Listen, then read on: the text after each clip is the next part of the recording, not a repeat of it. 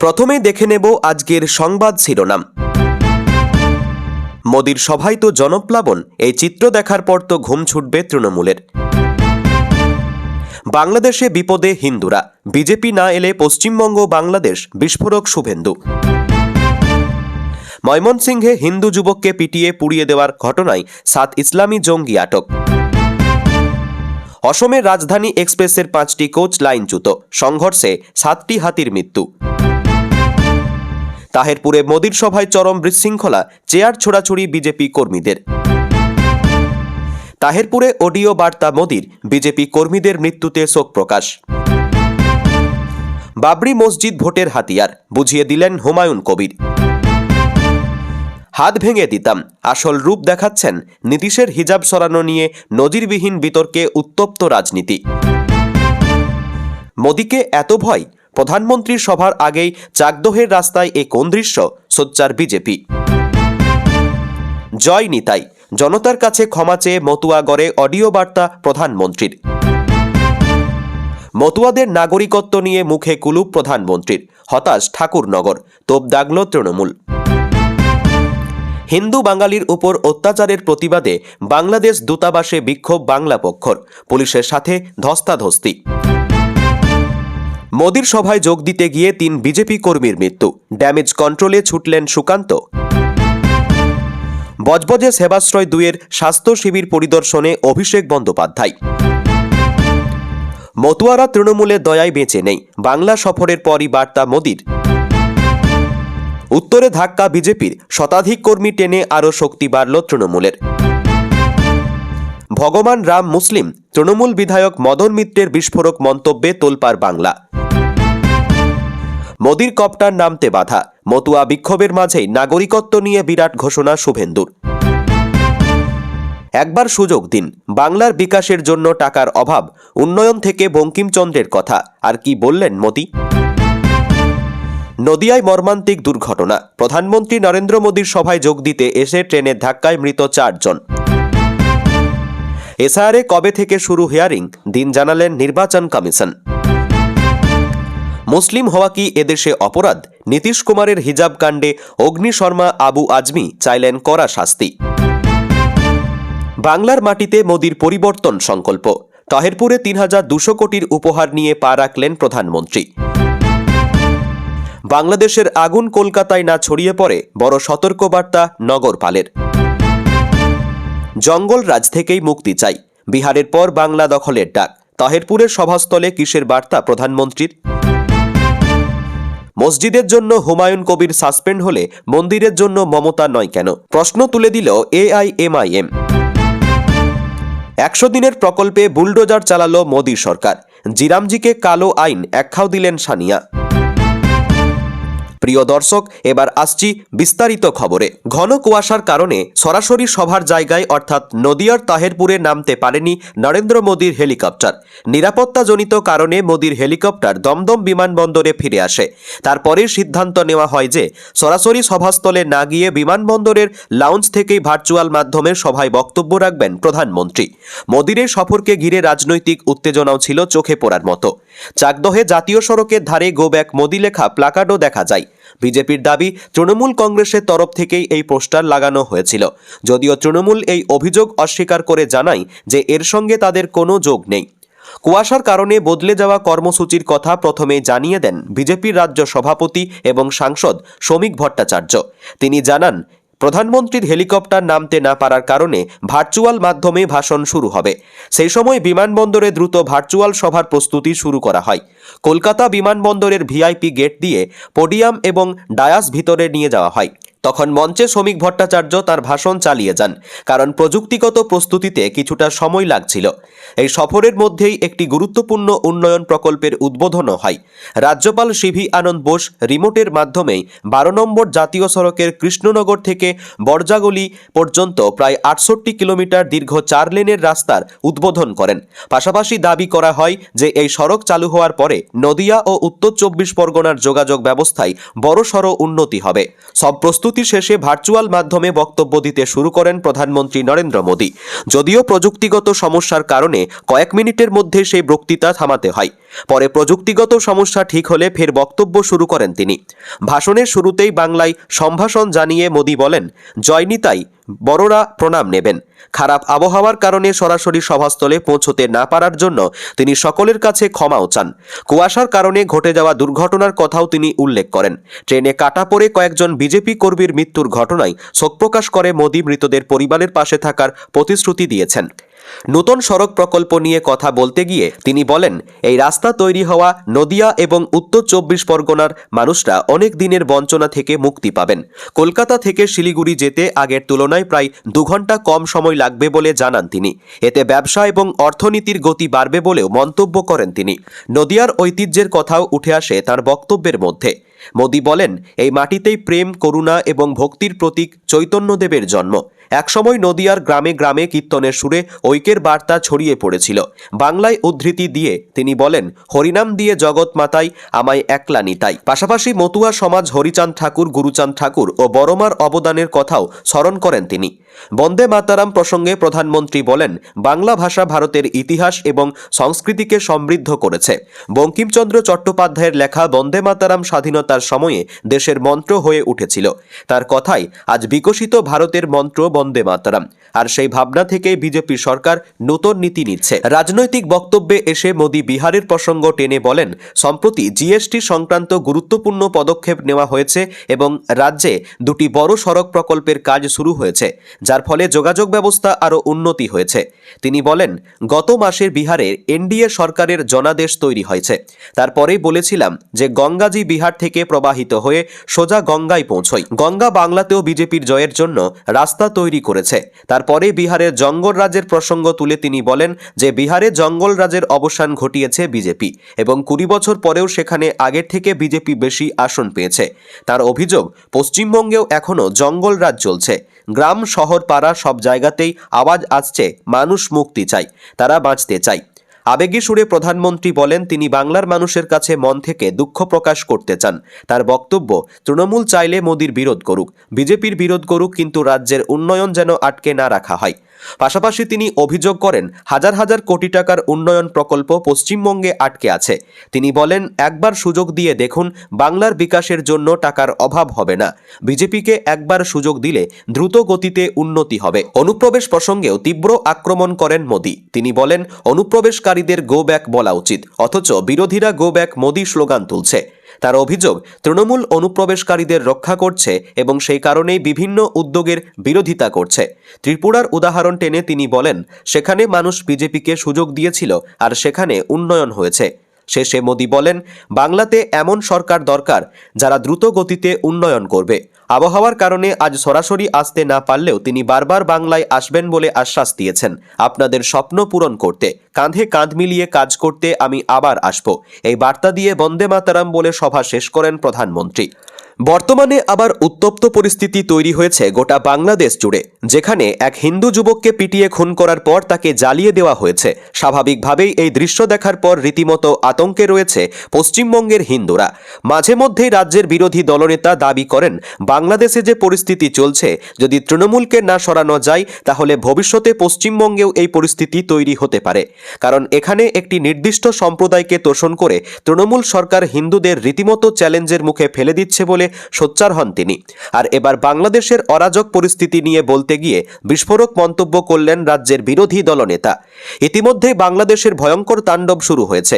কিছু মৌলবাদীরা যে আগ্রাসন শুরু করেছেন, যেভাবে শেখ মুজিবুর রহমানের বাড়ি ভাঙা হচ্ছে, যেভাবে সাংস্কৃতিক কেন্দ্রে লুটপাট চালানো হচ্ছে, তা নিয়ে রীতিমতো সোচ্চার হচ্ছে গোটা ভারতবর্ষ। ওপারে থাকা সংখ্যালঘু হিন্দুরা কতটা বিপদের মুখে রয়েছেন তা বুঝতে পেরে এপারের হিন্দুরা রীতিমতো আতঙ্কিত হয়ে পড়ছেন। আর তার মধ্যেই এবার গোটা বিষয়ে বড় মন্তব্য করলেন রাজ্যের বিরোধী দলনেতা শুভেন্দু অধিকারী। এদিন আদালতের নির্দেশে হাসানাবাদে একটি মিছিল করেন রাজ্যের বিরোধী দলনেতা। আর সেখানেই বাংলাদেশের পরিস্থিতি নিয়ে সাংবাদিকদের প্রশ্নের উত্তরে তিনি বলেন, পশ্চিমবঙ্গ যদি বাংলাদেশ না চায় তাহলে আগামী নির্বাচনে রাষ্ট্রবাদী শক্তি জোট বেঁধে ভারতীয় জনতা পার্টিকে আনতে হবে। দেশে দেশের মূল ধারার সঙ্গে পশ্চিমবঙ্গকে যুক্ত করতে হবে। অর্থাৎ ওপার বাংলায় যেভাবে হিন্দুদের উপর ধ্বংসলীলা চালানো হচ্ছে তা এপার বাংলাতেও পুনরাবৃত্তি হতে পারে। তাই তৃণমূলকে না সরালে বাংলাদেশের মতো পরিস্থিতি পশ্চিমবঙ্গেও হতে পারে বলে বুঝিয়ে দিয়ে রীতিমতো শোরগোল ফেলে দিলেন রাজ্যের বিরোধী দলনেতা শুভেন্দু অধিকারী। দিনের শেষে তেমনটাই বলছেন রাজনৈতিক বিশেষজ্ঞরা। নতুন করে উত্তপ্ত হয়ে উঠেছে বাংলাদেশ। কিছুদিন আগেই ধর্ম অবমাননার অভিযোগে ভালুকায় এক হিন্দু যুবককে নির্মমভাবে পিটিয়ে খুন করা হয়। সেই ঘটনায় গোটা এলাকায় ব্যাপক উত্তেজনা সৃষ্টি হয়েছিল। হিন্দু যুবককে নির্মমভাবে পিটিয়ে খুনের ঘটনায় র্যাপিড অ্যাকশন ব্যাটালিয়ন র্যাব 14 প্রধান অভিযুক্ত সহ 7 জনকে আটক করেছে। আটক হওয়া ব্যক্তিরা ঘটনার সঙ্গে সরাসরি যুক্ত। প্রাথমিকভাবে এমনটাই সন্দেহ করা হচ্ছে বলে জানিয়েছে বাংলাদেশের প্রধান উপদেষ্টার প্রেস উইং। আটক করা ব্যক্তিদের মোহাম্মদ লিমন সরকার, মোহাম্মদ মানিক মিয়া, এরশাদ আলী, নিজুম উদ্দিন, মোহাম্মদ তারেক হোসেন, আলমগীর হোসেন, মোহাম্মদ মিরাজ হোসেন আকন নামে চিহ্নিত করা হয়েছে। সূত্রের খবর, হিন্দু যুবককে খুনের পর অভিযুক্তরা এলাকা ছেড়ে আত্মগোপন করেছিল।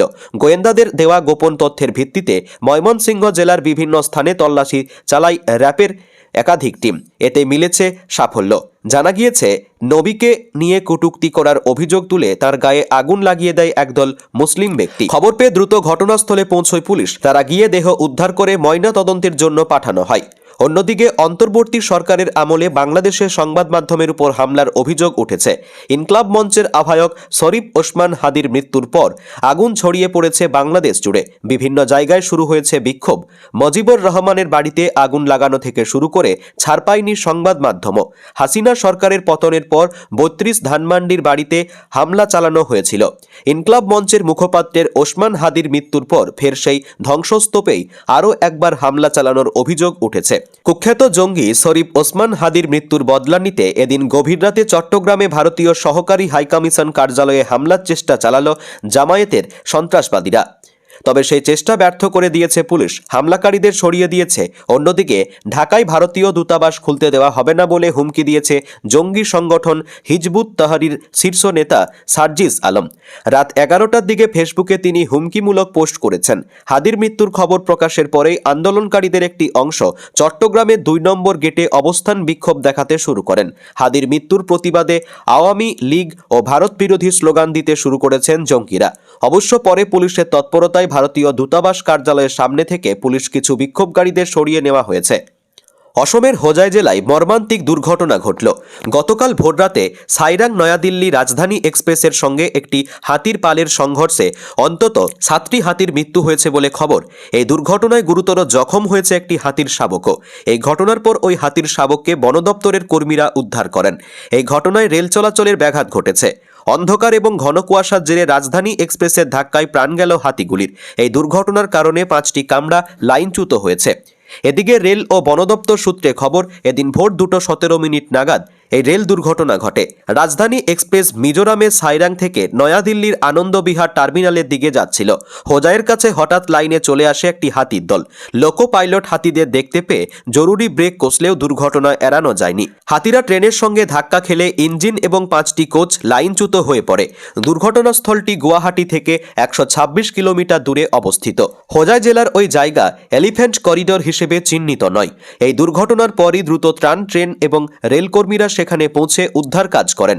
অন্যদিকে বন দপ্তরের আধিকারিকরা জানান, এই দুর্ঘটনায় মোট 7টি হাতির মৃত্যু হয়েছে। এই সংঘর্ষে অধিকাংশ হাতিরই প্রাণ যায়। ট্রেন লাইনচ্যুত হওয়া ও লাইনের উপর হাতির দেহাংশ ছড়িয়ে পড়ায় আপার অসম এবং উত্তর পূর্ব ভারতের নানা রুটে রেল পরিষেবা ব্যাহত হয়। এই দুর্ঘটনার ফলে দীর্ঘক্ষণ ওই লাইনে ট্রেন চলাচল বন্ধ ছিল। ক্ষতিগ্রস্ত কামরাগুলিতে থাকা যাত্রীদের অবশিষ্ট কামরাগুলির খালি বার্থে জায়গা করে দেওয়া হয়। ট্রেন গুয়াহাটি পৌঁছলে অতিরিক্ত কামরা জুড়ে দেওয়া হবে বলে রেল সূত্রে খবর। এছাড়া হাতির করিডোরের বাইরে এমন দুর্ঘটনা হওয়ায় বন এবং রেল দপ্তরের সমন্বয় ও আগাম সতর্কতার ব্যবস্থা নিয়েও নতুন করে চর্চা তুঙ্গে উঠেছে। এই ঘটনায় রেল 3টি হেল্পলাইন চালু করেছে। এ বিষয়ে উত্তর পূর্ব ফ্রন্টিয়ার রেলের মুখ্য জনসংযোগ আধিকারিক কাপিনজল কিশোর শর্মা জানান, সাইরং আনন্দবিহার রাজধানী এক্সপ্রেস এবং হাতির পালের সংঘর্ষে শোক প্রকাশ করছি। সাইরাং থেকে আনন্দবিহারগামী রাজধানী এক্সপ্রেস যখন আসছিল তখন লোকো পাইলট প্রায় 100টি হাতির একটি পালকে রেল লাইন পার হতে দেখেন। তখন জরুরি ব্রেক কষেন, কিন্তু কিছু হাতি ট্রেনের ধাক্কায় আহত হন। এসআইআরের খসড়া তালিকা প্রকাশের পর মতুয়াগড় রানাঘাটে জোড়া কর্মসূচি করতে চলেছেন প্রধানমন্ত্রী নরেন্দ্র মোদী। দৃশ্যমানতার অভাবের জন্য প্রধানমন্ত্রীর কপ্টার তাহেরপুরে নামতে পারেনি, ফিরে এসেছে বিমানবন্দরে। মোদীর পৌঁছানোর আগে বিশৃঙ্খলা সৃষ্টি হয়েছে। মোদীর সভা শুরুর আগেই চেয়ার ছোড়াছুড়িও হয় বলে জানা গিয়েছে। রাজনৈতিক জনসভার পাশাপাশি প্রশাসনিক সভাও করবেন প্রধানমন্ত্রী, কিন্তু কলকাতা বিমানবন্দর থেকে তাহেরপুরের আকাশ পর্যন্ত পৌঁছেও নামতে পারেনি কপ্টার। ফিরে আসতে হয়েছে কলকাতা বিমানবন্দরে। সেখানে রয়েছেন প্রধানমন্ত্রী। তাহেরপুর যেতে হলে প্রধানমন্ত্রীকে সড়কপথে যেতে হবে, তাতে বেশ কিছুটা সময় লেগে যাবে। এর ফলে কর্মসূচিতে কাটছাট করতে হতে পারে, না হলে ভার্চুয়ালি হাজির থাকতে পারেন। কর্মী সমর্থকদের একাংশ এদিন বিশৃঙ্খল পরিস্থিতির সৃষ্টি করে। সভা শুরুর আগেই চেয়ার ছোড়াছুড়ি থেকে অশান্তি ছড়িয়েছে। সভামঞ্চ থেকে বারবার সবাইকে শান্ত থাকার কথাও বলা হয়েছে, কিন্তু কর্মী সমর্থকরা নিজেদের মতো করতে থাকে। এসআইআরের খসড়া তালিকা প্রকাশ পেয়েছে সম্প্রতি। সেখানে বাতিল গিয়েছে লক্ষ লক্ষ নাম। মতুয়ারাও রয়েছে আতঙ্কে। এই পরিস্থিতিতে মতুয়াগড় থেকেই তাদের কি আশ্বাসবাণী দিতে চলেছেন মোদী, সেটাই বড় বিষয়। কিন্তু আদৌ কি সে সভা করতে পারবেন কিনা, সেটাই এখন বড় প্রশ্ন। নিরাপত্তার চাদরে ঢেকে ফেলা হয়েছে এলাকা। তারপরে বিশৃঙ্খলা ছড়িয়ে পড়েছে তাহেরপুর সভা মঞ্চে। অন্যদিকে নদিয়ারই চাকদহে পড়েছে গো ব্যাক মোদি ব্যানার। চাকদহের 12 নম্বর জাতীয় সড়কের পাশে গো ব্যাক মোদির পোস্টারের পাশাপাশি মোদি ও কেন্দ্রীয় সরকার বিরোধী একাধিক পোস্টার দেখা গিয়েছে। মহাত্মা গান্ধীর নাম বাদ দিয়ে গ্রামীণ রোজগার গ্যারেন্টি আইনে বদল এনেছে নরেন্দ্র মোদী সরকার। এতদিন 100 দিনের কাজের যে প্রকল্প মনরেগা নামে পরিচিত ছিল, এখন তার নাম হয়েছে বিকশিত ভারত গ্যারেন্টি ফর রোজগার অ্যান্ড আজীবিকা মিশন, সংক্ষেপে জিরামজি। এই সংক্রান্ত বিল পাশও হয়ে গিয়েছে সংসদের 2 কক্ষে। তা নিয়ে এবার মুখ খুললেন কংগ্রেসের সংসদীয় দলের চেয়ারপারসন সোনিয়া গান্ধী। তার অভিযোগ, 100 দিনের কাজের প্রকল্প মনরেগার উপর বুলডোজার চালিয়ে দিয়েছে মোদী সরকার। সরকারের নয়া বিলকে কালো আইন বলেও আখ্যা দিয়েছেন সোনিয়া। মোদী সরকার নতুন বিলে 100 দিনের বদলে ন্যূনতম কাজের গ্যারেন্টি 125 দিন করার প্রস্তাব এনেছে। চলতি অর্থ বছরে রোজগার গ্যারেন্টি প্রকল্পে 86,000 কোটি টাকা বরাদ্দ হয়েছিল। নতুন বিলে বলা হয়েছে, নতুন ব্যবস্থায় রোজগার গ্যারেন্টি প্রকল্পে প্রতি বছর প্রায় 1,51,000 কোটি টাকা ব্যয় হবে। কিন্তু তার মধ্যে কেন্দ্রীয় সরকার খরচ করবে প্রায় 95,000 কোটি টাকা, যার অর্থ প্রায় 55,500 কোটি টাকা রাজ্য সরকারগুলোকে বহন করতে হবে। এতদিন 100 দিনের কাজের কর্মীদের মজুরির পুরো খরচই কেন্দ্রীয় সরকার দিত। আইনের সংশোধন করে মোদী সরকার সেই খরচের 40% বোঝা রাজ্যের উপর ছেড়ে দিচ্ছে। এতে দেশের লাখ লাখ কৃষক, শ্রমিক এবং গৃহহীন মানুষ বিপদে পড়বেন বলে মনে করছেন কংগ্রেস নেত্রী।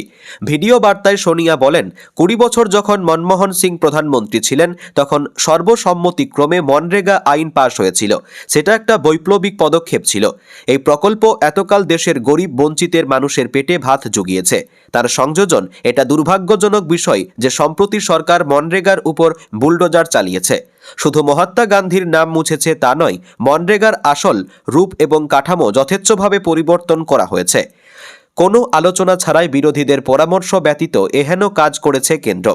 কেন মনরেগা বা মহাত্মা গান্ধী গ্রামীণ রোজগার গ্যারেন্টি আইনে সংশোধন করে মহাত্মা গান্ধীর নাম মোদী সরকার বাদ দিচ্ছে, সংসদে সেই প্রশ্ন তুলেছিলেন প্রিয়াঙ্কা গান্ধী। কেন্দ্রীয় গ্রামোন্নয়ন মন্ত্রী শিবরাজ সিং চৌহান তার সদুত্তর দিতে পারেননি। বিল পেশের সময় জিরামজিতে বাড়তি জোর দিয়ে শিবরাজ দাবি করেছেন, মোদী সরকার মহাত্মা গান্ধীর আদর্শে চলছে। বিলে রাম রয়েছে বলে বিরোধীরা আপত্তি করছেন বলেও যুক্তি দিয়েছেন।